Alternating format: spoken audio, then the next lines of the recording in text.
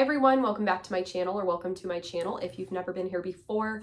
Today I'm going to be giving you a step-by-step bucket list that you can use if you are going to Universal Studios Orlando. I have been obsessed with Universal for years. I've done so much research on it. I've been to Universal so many times. Even though I'm from Indiana, I have traveled to Florida almost every year, sometimes a couple of times in a year, just to go. I researched them. I watched like Rick's Flicks and Taylor Strickland and The Pew 2 and Tim Tracker. All these people are YouTubers that basically sit there and will talk about Universal updates and give you advice. And I have taken it all in, and I have literally mapped out a bucket list for you if you're gonna go. I have labeled them in sections of snacks you need to have, restaurants you have to try, attractions that you need to ride, and shows and meet and greets that you or your children or both have to go to. So if you are going there for a few days, you'll have the opportunity to be able to get to everything if you plan it right. This is supposed to help you with like a step-by-step. I highly recommend putting this in your phone, in your notes. That's how I did it, and I'm gonna show you right here. Like, this is my iPad, it's linked to my phone, and oops, hold on. And you can kind of see here how I have like a checklist of all this stuff. We're gonna go through it with you, and I'm gonna show you kind of like, I'm gonna tell you what I think you really need to try if you've never tried it before. Some of these things are just so good. Like, you cannot miss out. If you're gonna take the trip there, like, you have to experience these things. That's my take on it. If you're already spending the money, you're already making the trip, you might as well make it worth it. So I'm a big planner and an organizer, and I'm hoping to share my knowledge with you. Let's dive in. So we're gonna start with snacks. If you're gonna go to Universal, I highly recommend park-to-park tickets. It's the only way that you can ride Hogwarts Express, because that requires you to have a park-to-park ticket, because it's literally taking you to the other park. Either way, you take it. So yeah, you have to at least try that once if you've never tried it. It's a little show, different show both ways. But to start there, if you are in Diagon Alley, which is in the Universal Studios park, they have a little station where you can make your own potions. Basically, all it is water that they give you like flavoring that you can put it in, but it's super cute because the stations have like their own little names and elixirs, and there's a special gilly water, and it's an experience, right? And they do taste flavorful and different, and you get to do it yourself. It's a very fun thing for children because then they can think they're making their own potions. I just feel like it's great if you're in Diagon Alley, being in the mood and mixing it together. The next thing is a given. Either whether you're in Hogsmeade or you're in Diagon Alley, either park, you have to try the butterbeer. And there's a few different ways that you can try butterbeer. You can do it frozen. It's okay frozen. You get more of the foam. If it's frozen, it sits there longer. I like it just cold.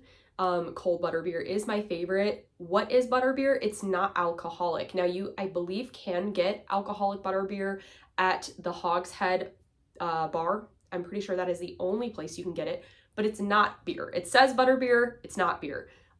It is essentially a root beer float that is like cream soda flavoring, and then a butterscotch topping. Hard to explain, but it's one of those things that you can literally only get if you are there. So you have to try the butterbeer. I think I got it like every single day I was there last time. Jacket potato, that is a very good snack that you can have right outside of Diagon Alley. It is in the London section of Universal Studios. They have these massive shareable potatoes. They're basically big baked potatoes, and they have a couple different flavors that you can do. I just did the normal loaded baked potato, or jacket potato is what they call them. That's pretty self-explanatory. They have a couple of different ones, like I think there's broccoli cheddar, and there was shepherd's pie. And so you can choose what you want to try, but I do recommend that standard loaded. If you are in Universal Studios, there's Minion Land. Minion Land has a ton of different things that you can try, specifically banana flavored. Banana is just the theme of Minion Land, so I just recommend trying something there banana flavored. And if you're gonna try something, they have their station for popcorn. You should try their banana popcorn at Minion Land. It's just unique. That's all I can really say. It's unique. Also have the popsicle area where you can get the freeze pops. I also think the cotton candy one just sounds good. I never did get to try that, but it sounds refreshing if you're there on a hot day. Florida's usually pretty hot, so yeah, I recommend their popsicles.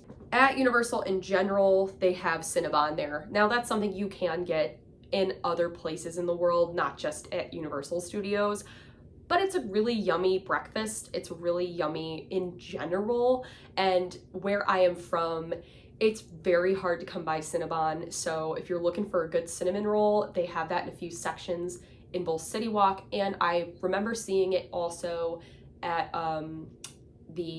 over by the beginning area of Islands of Adventure. They sell incredible fudge all throughout City Walk and both parks.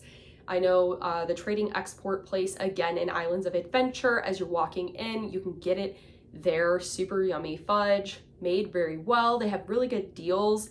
It is very rich though, so obviously you have to be in the mood for that. You could send it back to your room if you're staying on resort, but yeah, the fudge is at least something worth trying because it's so good. If you're at City Walk and you're there and you're into donuts, you could get a Voodoo donut because they are super unique donuts. Great experience. You can sit in the chair, get pictures, you can go inside, check it out. They always have like a special donut of the day, of the month, for the season. Try it out. Moving on from snacks, going into restaurants, I'm just gonna list off some. I did try some of these. I did miss some of these. So there are some places I'm gonna talk to you about going to that I have never been. So I can exactly from my perspective recommend some of these places. I just think it's worth trying and I just didn't get a chance when I went. So the ones I have tried are Hard Rock Cafe. Honest opinion on them, super cool experience. The Hard Rock at Orlando is actually the largest Hard Rock in the world. I didn't know that till I was there. They have a massive convertible that is a pink convertible. It was Elvis's actual convertible in the middle of the bar and it spins. So if you're interested in the experience of Hard Rock, you should go there. Note that they will take a picture of you as you are entering in, and that is going to cost you $25. So just know to just say I'm good if you don't want it. Cowfish. Cowfish is my favorite restaurant in all the area of City Walk and Universal Studios. Like, you have to go to Cowfish. Doesn't matter what you get, it's gonna be good. I love their burgers. I love their sushi. I love the apps I've had. Every single thing I've had from there is awesome. I love the theming. The drinks were super good. It's worth going to, and I would even eat there almost every single night because everything I've ever had at Cowfish is amazing. So try it. You will not be disappointed. Finnegan's. I remember having Irish fish and chips at Finnegan's, and I know they have fish and chips a few different places.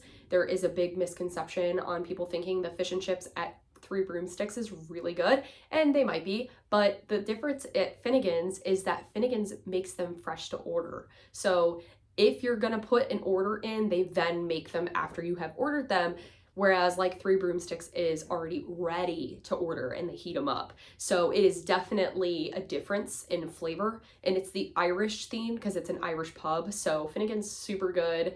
I do highly recommend them. Mythos. I honestly thought the food was kind of okay. I do think it's a beautiful restaurant.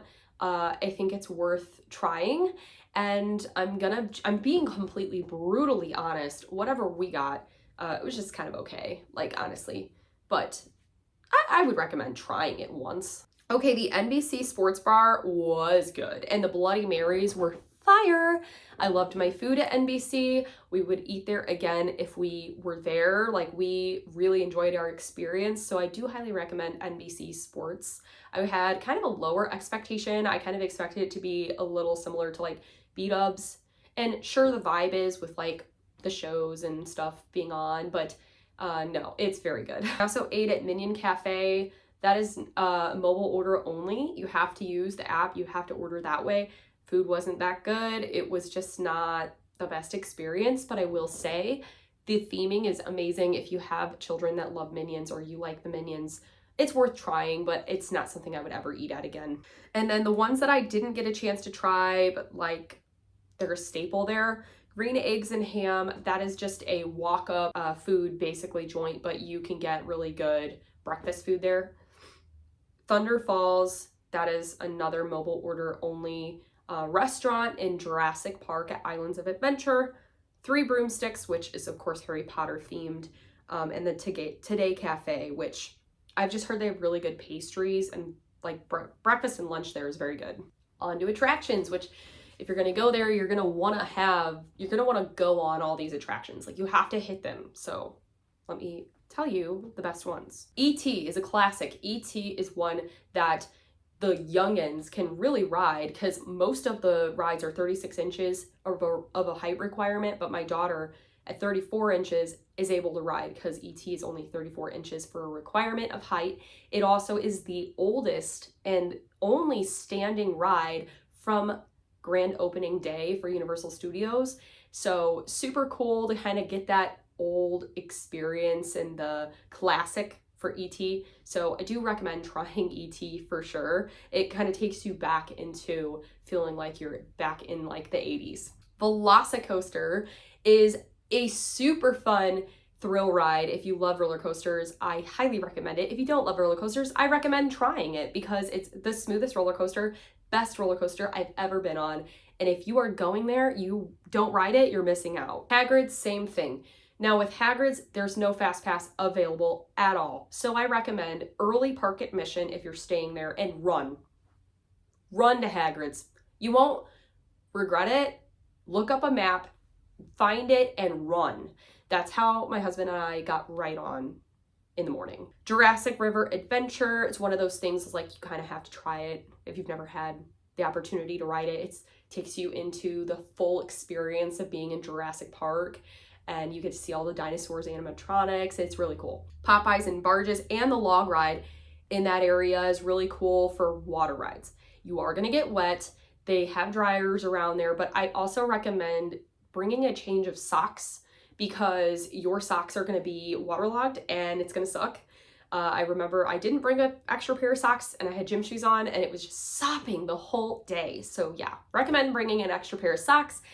And if you don't want to get wet, don't ride the two rides or almost any ride in that area at Islands of Adventure. But they are fun and I do recommend riding them if you are okay with getting wet. In the Cat in the Hat world, you have to ride everything. It's just super cute. Takes you back to the books. The Carousel, I recommend riding that at nighttime. It's so much better at night because everything's lit up beautifully and it's just awesome.